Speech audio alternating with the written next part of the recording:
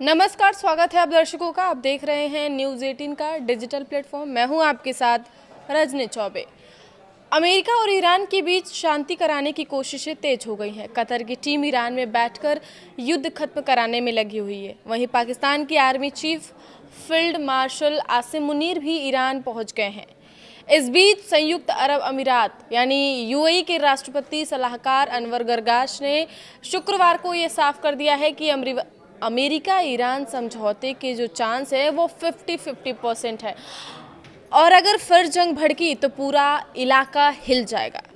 उधर white house में Donald Trump ने अपने राष्ट्रीय सुरक्षा टीम के साथ बड़ी बैठक की, जिसमें बाद ये अटकलें और तेज हो गई हैं कि अमेरिका फिर से ईरान पर सैन्य हमला कर सकता है। रिपोर्ट्स के मुताबिक ट्रंप ने शुक्रवार सुबह अपने बड़े अधिकारियों के साथ ईरान जंग पर चर्चा की। बैठक में उपराष्ट्रपति JD Vance, Pete Hegseth, CIA director John Ratcliffe और दूसरे बड़े अधिकारी शामिल हुए।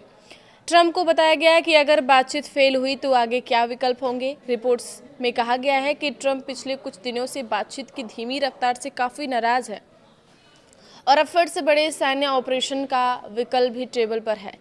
यही वजह है कि ट्रंप ने अपने बड़े बेटे डॉन जियार की शादी में भी न जाने का फैसला किया और कहा कि इस अहम वक्त में उन्हें व्हाइट हाउस में रहना जरूरी है। यूएई ने क्यों कहा कि 50-50 के चांस हैं समझौते के? तो प्राग में एक कॉन्फ्रेंस में यूएई के राष्ट्रपति सलाहकार अनवर गरगाश ने कहा कि ईरान और अमेरिका के बीच डील के चांस अभी भी 50-50% हैं। उन्होंने कहा कि अगर होर्मुज जलडमरू मध्य में अस्थिरता बनी रही तो इसका असर सिर्फ खाड़ी नहीं बल्कि दुनिया के तेल और गैस बाजार पर पड़ेगा। गरगाश ने यह साफ कहा है कि होर्मुज को राजनीतिक हथियार नहीं बनाना चाहिए, क्योंकि दुनिया के करीब 20% तेल और LNG सप्लाई इसी रास्ते से गुजरती है। आखिरी वक्त में मुनीर का तेहरान दौरा। जी हाँ, इसी बीच पाकिस्तान के सेना प्रमुख फील्ड मार्शल आसिम मुनीर भी तेहरान पहुंच गए हैं। रिपोर्ट्स के मुताबिक वह ईरान के बड़े सैन्य अधिकारियों से मुलाकात कर आखिरी वक्त में बातचीत का रास्ता निकालने की कोशिश करेंगे।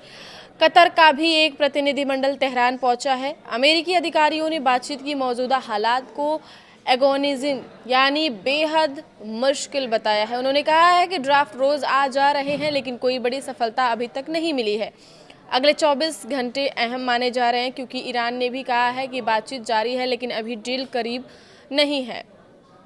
ईरान का कहना है कि अमेरिका बहुत सख्त शर्तें लगा रहा है, आगे डील होगी या फिर मिसाइल चलेगी। इस बात पर अगले 24 घंटे पूरे पश्चिम एशिया की दिशा तय कर सकते हैं।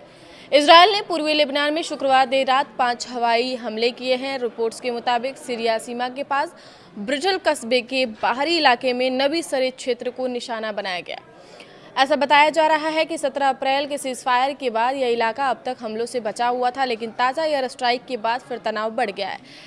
इससे पहले इजरायल ने दक्षिणी लेबनान के 2 इलाकों को खाली कराने की चेतावनी भी जारी की थी। ईरान युद्ध को लेकर अमेरिका राष्ट्रपति डोनाल्ड ट्रंप पर घरेलू दबाव बढ़ता दिख रहा है। जी हाँ, ट्रंप लगातार कह रहे हैं कि यह युद्ध जल्द से जल्द खत्म हो जाएगा, लेकिन कूटनीतिक कोशिशों के बीच अभी किसी ठोस समझौते को लेकर तस्वीर साफ होती नहीं दिखाई दे रही है।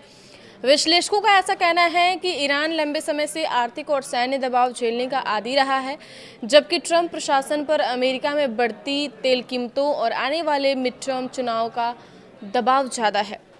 रिपोर्ट्स के मुताबिक महंगे तेल और घरेलू राजनीतिक असर व्हाइट हाउस के लिए बड़ी चिंता बनती जा रही है। ऐसे में युद्ध जितना लंबा खींचेगा, ट्रंप पर तनाव कम करने का दबाव उतना बढ़ सकता है। तो अगले 24 घंटे पश्चिम एशिया के लिए बेहद खास होने वाले हैं।